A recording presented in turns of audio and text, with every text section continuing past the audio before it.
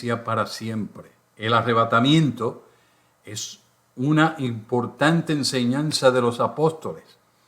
Años después que Jesús hiciera esta promesa, el apóstol Pablo entregó a los tesalonicenses otros detalles que recibió por revelación divina sobre esta preocupación o preciosa esperanza de vida. Más esperanza que preocupación. Esta esperanza de vida, en 1 de Tesalonicenses 4, 13 y 18, describió la venida de Cristo por los suyos como una verdad que Dios quería que los tesalonicenses conocieran y comprendieran. Según el libro de los Hechos, en el capítulo 17 y versos 1 a 9, el apóstol Pablo, Silas y Timoteo predicaron el evangelio en Tesalónica, con el resultado de que un gran número de su audiencia creyó. Pero los judíos incrédulos se opusieron al ministerio de Pablo y lo amenazaron de muerte. Así que Pablo y sus compañeros salieron secretamente de noche para evitar que los mataran. Tiempo después Pablo envió a Timoteo para ver cómo lo estaban pasando los tesalonicenses. El informe que Timoteo trajo al apóstol Pablo fue un testimonio radiante de cómo los creyentes de Tesalónica, a pesar de la oposición y persecución, habían dado un fiel testimonio de su fe en Jesucristo. Todos en aquella región hablaban de Jesús de Nazaret, que había muerto, resucitado para ser el Salvador de los que confían en él. Pero Timoteo trajo también algunas preguntas teológicas que no pudo contestar, y una de ellas se relacionaba con el tema del retorno de Cristo. Los creyentes en Tesalónica creían que Jesús había resucitado y que sus seres amados que habían muerto resucitarían también, pero resucitarían antes o después que Cristo viniera a buscar a los que vivían todavía. Su pregunta revela que Pablo ya les había enseñado que el Señor vendría a buscarlos. Para los creyentes en Tesalónica, el arrebatamiento de la iglesia era una esperanza inminente, un acontecimiento que ocurriría antes de los tremendos sucesos del tiempo del fin, sucesos que habían sido predichos en el Antiguo Testamento. Sencillamente querían saber si sus seres queridos se irían juntamente con ellos. El arrebatamiento incluirá a los creyentes que hayan muerto. Pablo les aseguró a los tesalonicenses que Dios no quería que ignoraran esta gran verdad o que no se entristecieran como los incrédulos que no tienen esperanza. En 1 de Tesalonicenses 4:14 les confirmó la certeza de su esperanza, porque si creemos que Jesús murió y resucitó, así también traerá Dios con Jesús a los que durmieron en él.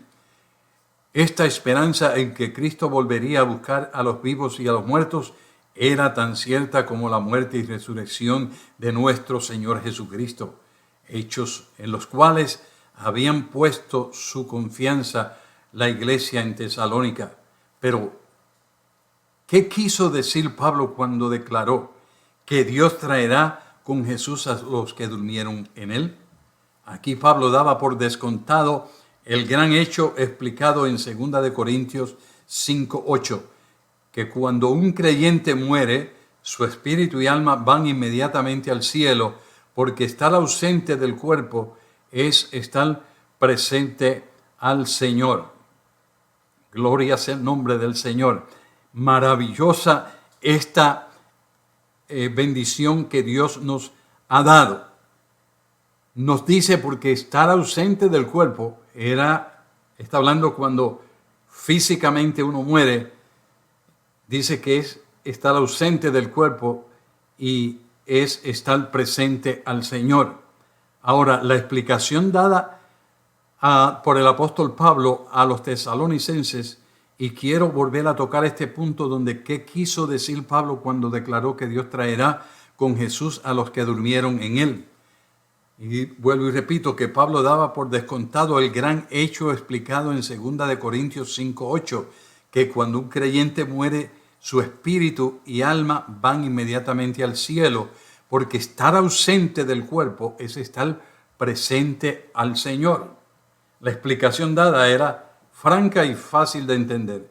En la traslación o en el arrebatamiento de la iglesia, sus cuerpos se levantarían, es decir, aquellos que murieron en Cristo Jesús, se levantarían esos cuerpos de la tumba, alabado sea el nombre del Señor, se levantarán de sus sepulcros y sus espíritus y almas volverán a entrar en sus cuerpos glorificados.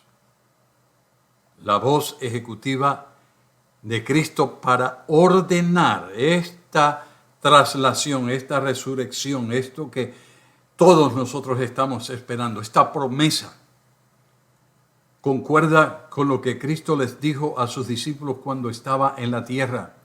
No os maravilléis de esto, porque vendrá hora cuando todos los que están en los sepulcros oirán su voz, y los que hicieron lo bueno saldrán a resurrección de vida, mas los que hicieron lo malo a resurrección de condenación. Juan capítulo 5, versos 28 y 29. Aunque la traslación será un cumplimiento parcial de la promesa dicha, puesto que incluye solamente la resurrección de los creyentes que hayan muerto en esta era, será el mismo Señor quien hablará con autoridad, con voz de mando y con voz de arcángel y con trompeta de Dios. Será la última llamada para los cristianos. Estos habrán oído la llamada del Evangelio y habrán respondido con fe. Habrán oído la llamada al servicio y habrán entregado su corazón y su vida al Señor. Ahora esta será la última llamada, el fin de su peregrinaje terrenal y el comienzo de la eternidad en la majestuosa presencia de nuestro Señor Jesucristo. En Primera de Tesalonicenses, capítulo 4, verso 16, nos habla de una reunión en el aire. Se describe en dramáticos términos el arrebatamiento de la iglesia para recibir al Señor en el aire. Los muertos en Cristo resucitarán primero. Inmediatamente después, los cristianos que vivimos, los que hayamos quedado, seremos arrebatados juntamente con ellos en las nubes para recibir al Señor en el aire. En Primera de Tesalonicenses 4:17. ¿Qué reunión será esta? Los que creen en Cristo verán por primera vez al que aman sin haberlo visto. ¿Qué reunión hermosa será para los cristianos que la muerte física los había separado? Se reunirán los familiares y volverán a verse los amigos. El gozo de verse frente a frente se intensificará por el hecho de que nunca más volverán a separarse.